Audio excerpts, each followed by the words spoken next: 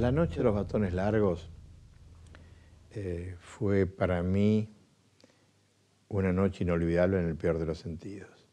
En esa noche, ese atardecer, yo estaba justamente caminando, estaba todo normal, estaba caminando en el hall principal y se abre una puerta y aparece un oficial de policía y se abre otra puerta y aparecen, digamos, una docena de muñequitos que se van poniendo allí en el fondo. Yo me acerqué, personalmente me acerqué al que parecía ser un oficial. Le dije, buenas tardes, buenas noches, no recuerdo. Soy el arquitecto Méndez Mosquera, vicedecano de la facultad. ¿Qué es lo que pasa? Y nunca voy a olvidar el rostro de este señor, esos bigotes, que me miró, levantó el fusil, gritó, ¡ataquen!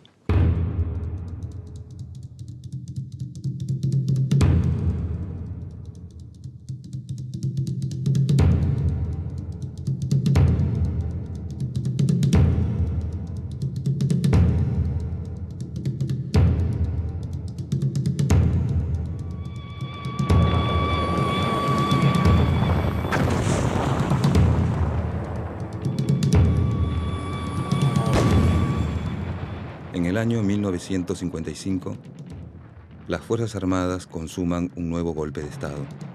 La autodenominada Revolución Libertadora abre un nuevo capítulo en la historia trágica de la Argentina.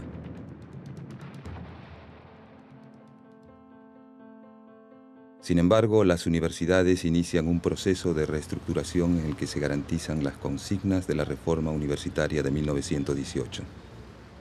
Autonomía y gobierno tripartito, formado por profesores, graduados y estudiantes. Incorporan la idea de modernización, que se materializa en la formación de centros de investigación, renovación de programas de enseñanza y creación de nuevas carreras como psicología y sociología. En este nuevo panorama, tiene un lugar central el vínculo entre enseñanza e investigación, promoviendo la figura del profesor con dedicación exclusiva. Una de las facultades que lidera este periodo de transformación es la de Ciencias Exactas y Naturales, instaurando los conceptos que habrán de regir a la universidad en los planos técnico, científico e ideológico por los próximos 10 años. Es así como frente a la vieja universidad profesionalista surge una nueva, orientada a la biología, la bioquímica, la física, la agronomía y la computación. Las universidades se equipan con nuevos laboratorios. La ciencia debe convertirse en motor de la economía. Y es que un proyecto de universidad no solamente tiene que tener en cuenta el país y el contexto, sino que ahí entra mucho la ideología, no como partido político, no como, digamos, dogmas de cualquier tipo que sea, sino la concepción sociopolítica del país. Durante este periodo también se abren en las universidades secretarías de extensión y se organizan campañas de alfabetización. En este movimiento de acercamiento de la universidad a la realidad social, se crea la Editorial Universitaria de Buenos Aires, EUDEBA, que con su claro objetivo, Libros para Todos, publica en menos de una década casi 12 millones de ejemplares, convirtiéndose en la editorial más importante de habla hispana. Otro emprendimiento puesto en marcha en el año 1958 juega un papel fundamental: el Consejo Nacional de Investigaciones Científicas y Técnicas, CONICET. Dedica sus esfuerzos a alentar y mejorar el entrenamiento de jóvenes investigadores, otorgando becas para realizar trabajos de investigación en el país y tareas de perfeccionamiento en el exterior. Puedo decir que esos 10 años del 55 al 66 de facultad y de universidad eran años de respeto, de democracia. Lo mejor que se hizo fue crear una atmósfera de trabajo, una atmósfera de discusión y un deseo permanente de hacer cosas. Lo importante es que nosotros estábamos, digamos, viviendo una experiencia muy interesante de transformación de un país. Nosotros queríamos tener un país más moderno que el que nosotros habíamos conocido. Y por el otro lado, una necesidad imprescindible de estar no repitiendo resultados obtenidos por otra gente, sino estar activos en el trabajo de investigación, pero investigación como actitud mental y como actitud espiritual frente a la sociedad.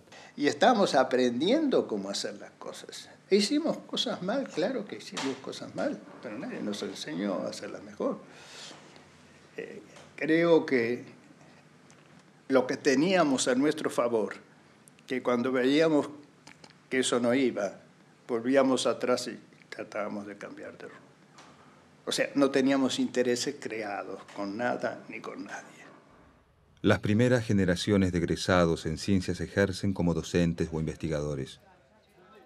El mercado laboral se renueva con la creación de centros de investigación y organismos como el Consejo Nacional de Desarrollo, CONADE. Se trató de entender que había habido un salto cuántico, como dicen los físicos, un salto brusco, no un pequeño saltito para mejorar tal o cual materia, sino que históricamente entrábamos en otra etapa. Y entonces esa etapa tenía que abordarse también con la suficiente energía. Se instala por primera vez una computadora en América Latina. Adquirida por la Universidad de Buenos Aires para la Facultad de Ciencias Exactas, es utilizada con intensidad, en primer lugar, por el Instituto de Cálculo. Allí se estudia la trayectoria del cometa Halley, se diseñan modelos para la resolución de problemas matemáticos, hidrológicos y econométricos, y se desarrollan lenguajes de computación. Y después pusimos la norma de que se podía haber trabajos pagos. Por ejemplo, si los ferrocarriles del Estado o meteorología nos pedía un cálculo, se podía cobrar y ese dinero gastado precisamente dentro del propio instituto. En general, esas cosas eran antes muy complicadas, pero la gestión de Rolando García en ese aspecto fue muy decisivo porque se le dio plena autonomía a las autoridades de las facultades para poder administrar los bienes que podía ingresar por los cálculos o por los trabajos. Algunos grupos de investigación pertenecientes a las universidades nacionales y a instituciones estatales vinculadas a ellas alcanzan un nivel de excelencia inédito en la historia del país. Se construye el primer reactor nuclear de investigación de América Latina y se lanzan los primeros cohetes de exploración atmosférica y climática desde la base del Chamical, en la provincia de La Rioja. La manera de cómo se encaró el desarrollo de los grupos de investigación y de docencia en exactas durante los años 60 era establecer temas, mandar a jóvenes recién recibidos a doctorarse o a formarse en esos temas en el exterior, pero eligiendo nosotros los temas. Por ejemplo, cinética en fase gaseosa. Eso es un tema que es interesante para nosotros por tal y tal motivo, porque tiene un efecto multiplicador, porque tiene aplicaciones en distintos ámbitos de la industria química. Ese es un tema que nos interesa. Electroquímica, también, X razones. Vamos a hacer investigación básica en electroquímica, pero elegimos el tema en función de sus posibles bifurcaciones en otros ámbitos. Entonces, esta gente ya formada, con un doctorado hecho, etcétera, forma un núcleo, viene su profesor por un año para ayudarnos a orientar la cosa y bueno, ahí ya después el grupo va a empezar a funcionar. En el año 1958, al asumir como presidente Arturo Frondizi, se propone reglamentar el Decreto Ley 6403, que además de referirse a la recuperación de la autonomía, incorpora, el polémico artículo 28, que autoriza la creación de universidades privadas. Buenos Aires, el problema de la enseñanza universitaria agita los claustros y el estudiantado se divide en dos sectores que se identifican con las denominaciones de laicos y libres. La ocupación de algunas casas de estudios es seguida por la adopción de medidas de vigilancia. El pleito que gana la calle llega también al Parlamento. En la Universidad del Estado había un estatus de manejo de la universidad donde la parte religiosa, por ejemplo, no se podía tocar. Entonces estaba en una especie de convenio, de statu quo, de que de eso no se hablaba. Y entonces los grupos católicos, sobre todo, fueron los que impulsaban esa nueva universidad que se supone que iba a ser libre, entre comillas, y católica. Y así empezaron a haber movilizaciones de todo tipo. Y se polarizó la cosa. En septiembre de ese año, una multitudinaria movilización a favor de la enseñanza laica no alcanza para contrarrestar la fuerte influencia de sectores católicos y finalmente se establece el marco legal para el establecimiento de estas nuevas universidades. Y efectivamente surgieron así universidades católicas, pero surgieron a su vez las universidades privadas, que ya respondían a otros intereses.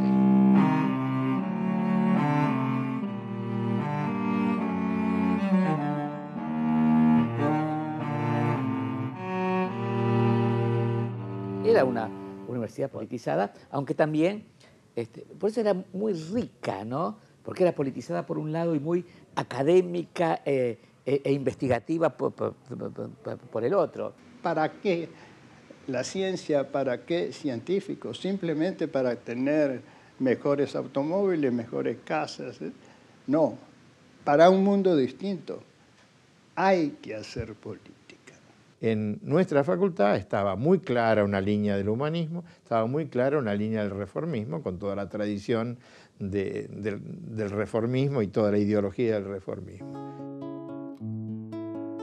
Si bien en ambos grupos se encontraban simpatizantes de varias corrientes ideológicas, los reformistas tenían un pensamiento fundamentalmente de izquierda y se consideraban los herederos de la Reforma de 1918.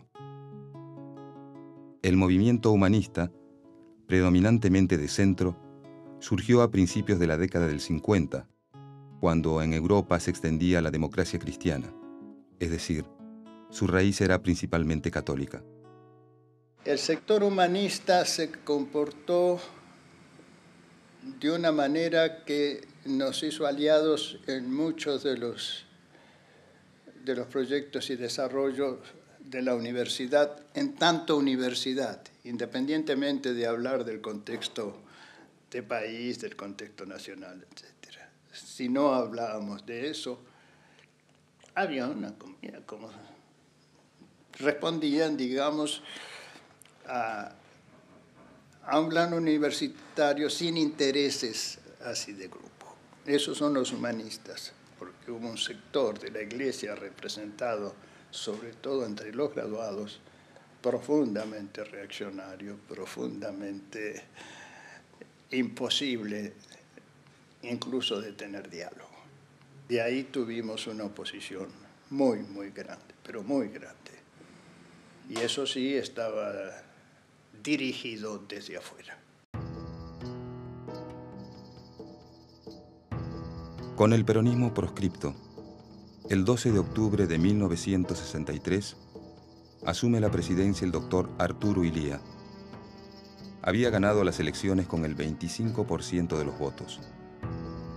Es otro gobierno civil débil, condicionado desde su origen por fuertes presiones de sectores militares, sindicales y sociales de distinto signo. Illia, a pesar de haber llegado al poder con una cantidad de votos pequeña, continuó en la universidad, por lo menos permitió que la universidad se siguiera desarrollando con mucha calidad, talento, etc. Buenos Aires, recordando sus años mozos cuando era estudiante, el presidente electo doctor Ilía realizó un espontáneo deseo: visitar la Facultad de Ciencias Económicas. Esta es la antigua sede de la de Ciencias Médicas en la que el presidente cursó sus estudios. Quedó en el ambiente la seguridad de que el doctor Ilía se abocará de inmediato a los problemas universitarios.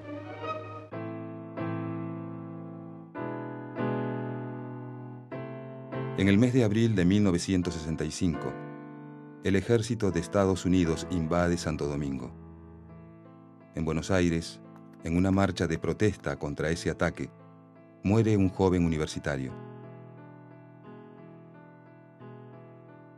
Meses más tarde, durante un acto realizado en homenaje al general Roca, un grupo de estudiantes arroja monedas desde la terraza de la Facultad de Ciencias Exactas a los uniformados allí presentes.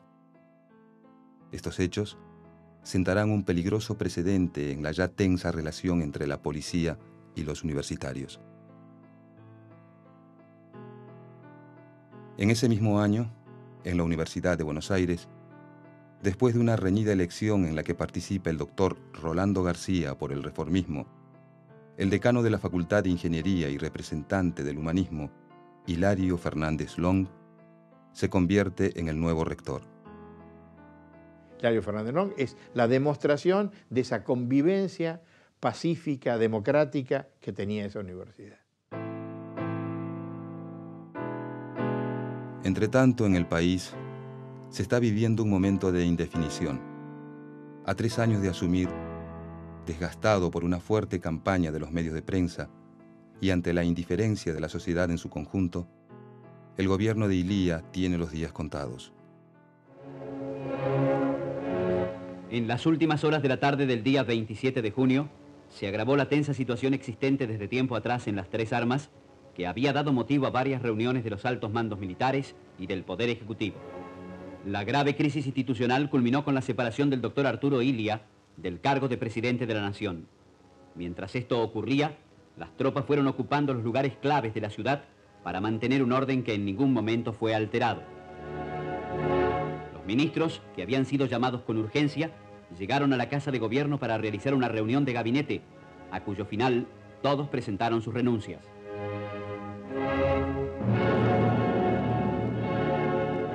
Esa madrugada se reúne el Consejo Superior de la Universidad y aprueba un comunicado repudiando el golpe. En este día aciago, en el que se ha quebrantado en forma total la vigencia de la Constitución, el rector de la Universidad de Buenos Aires hace un llamado a los claustros universitarios en el sentido de que sigan defendiendo, como hasta ahora, la autonomía universitaria, que no reconozcan otro gobierno universitario que el que ellos libremente han elegido y que se comprometan a mantener vivo el espíritu que haga posible el restablecimiento de la democracia. Al día siguiente, el expresidente abandonó la Casa de Gobierno, partiendo en un automóvil hacia la residencia de un hermano en la provincia de Buenos Aires.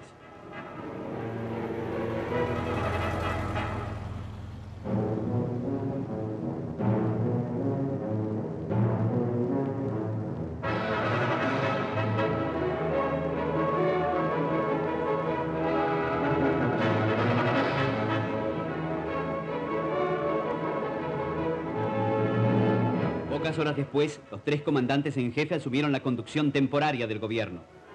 En esa oportunidad, se anunció que la presidencia de la Nación sería asumida por el teniente general Juan Carlos Onganía. Yo, Juan Carlos Onganía, juro por Dios nuestro Señor y estos santos evangelios, desempeñar con lealtad y patriotismo el cargo de presidente de la Nación y observar fielmente los fines revolucionarios, el Estatuto de la Revolución y la Constitución de la Nación Argentina. Yo me acuerdo que el yerno de él estaba estudiando arquitectura. Entonces, mucho antes del golpe, yo siempre que pasaba le tocaba el hombro y le decía, a ver cuándo le decís a tu suegro que se haga un golpe, que organice un golpe. Así como una broma, ¿no? Una cachada. Y resultó verdad.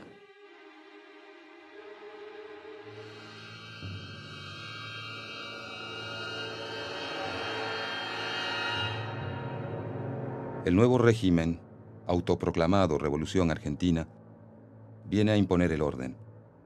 Como primeras medidas, disuelve el Congreso, destituye a la Corte Suprema de Justicia, interviene las provincias y prohíbe toda forma de actividad política. Con auténtica expresión del espíritu argentino, se inauguró la 23ª Exposición Internacional de Ganadería, Agricultura e Industria de la Sociedad Rural Argentina, con la presencia del presidente de la República, autoridades nacionales y diplomáticos. El general Onganía arribó a la fiesta en una carroza descubierta tirada por 4 caballos, reanudando así una vieja tradición. En la misma carroza había paseado en 1910 la infanta Isabel. Son los años de la Guerra Fría y de la Revolución Cubana. Para las dictaduras militares que gobiernan Latinoamérica, los enemigos externos se convierten en la amenaza roja dentro de sus fronteras. La universidad permanece como una isla democrática en un país que ya no lo es.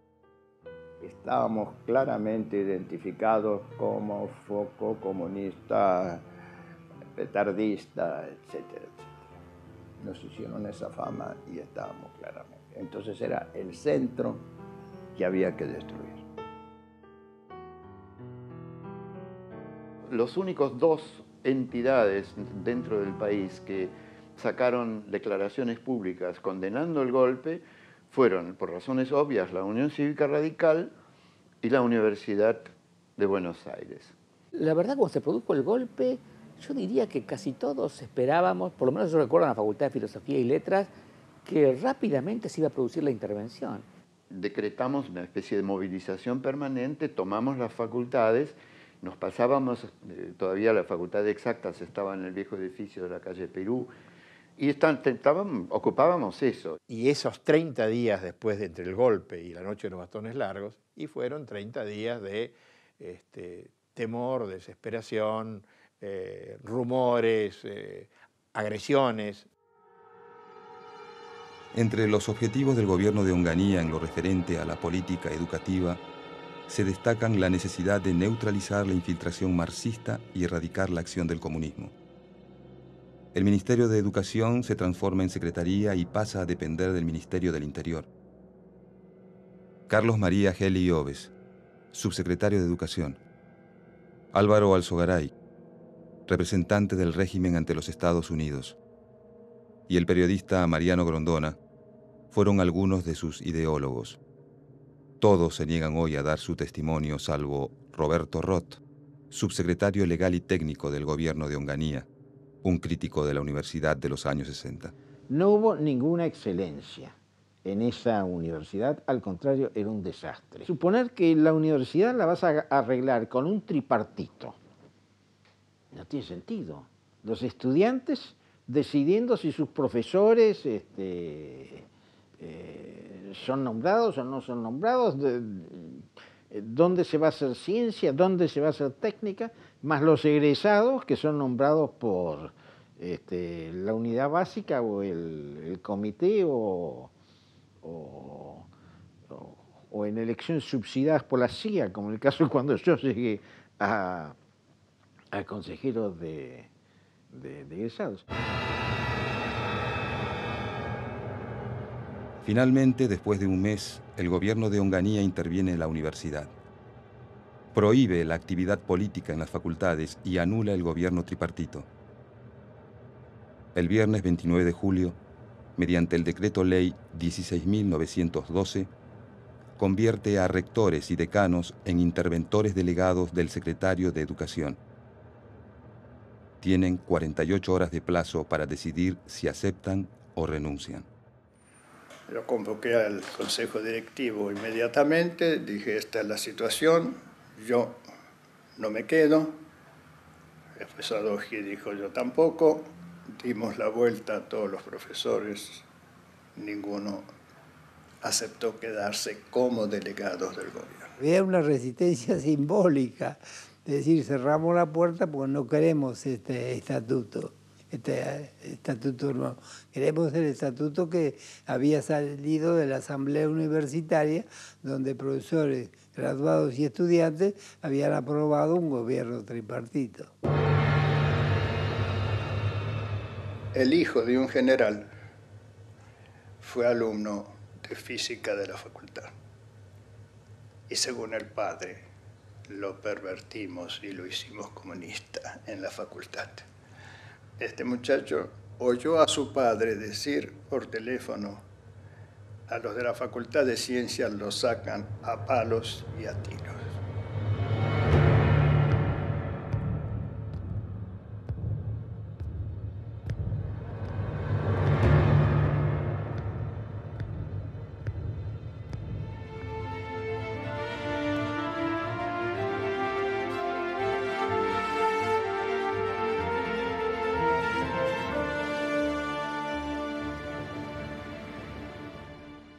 En ese momento aparece la noticia de que la policía entraba en la facultad.